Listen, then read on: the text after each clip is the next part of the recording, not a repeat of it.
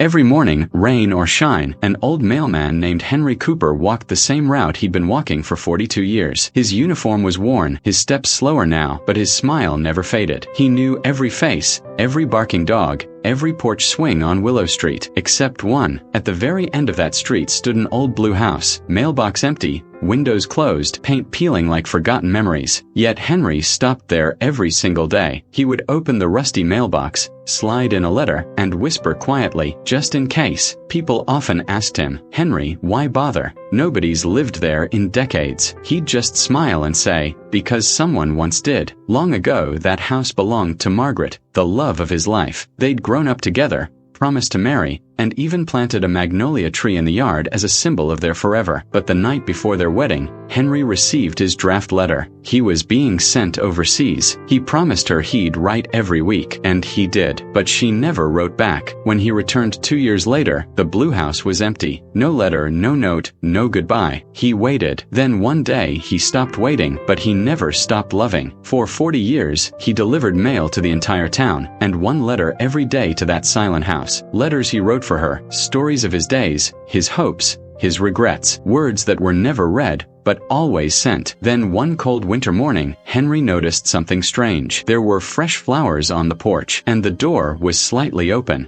His heart trembled as he stepped closer. "Hello," he called softly. From inside, a frail voice replied, "Henry." He froze. That voice, aged, softer, but unmistakably hers. He pushed the door open, and there she was, Margaret, sitting near the fireplace, holding a small box tied with ribbon.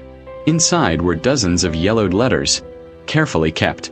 "They said you'd forgotten me," she whispered. "But I knew you hadn't. My father hid your letters. He didn't think a mailman was good enough." Henry's eyes filled with tears. "You read them. Every single one," she said. "Every line kept me alive through the years." Henry took her hand, trembling. "You remembered the route just to see this house again," she said softly. He smiled through tears. "It's the only address my heart ever memorized." That winter, the blue house came alive again. Neighbors soon saw Margaret and Henry sitting on the porch, hand in hand, sipping tea beneath the magnolia tree they'd planted long ago. And every morning, Henry still walked his route. Only now, when he reached the blue house, he didn't leave a letter. He went inside. Because after 40 years of waiting, his last letter had finally been delivered. If this story touched your heart, share it with someone you love. Because some letters always find their way home. Subscribe for more stories about love, kindness, and second chances.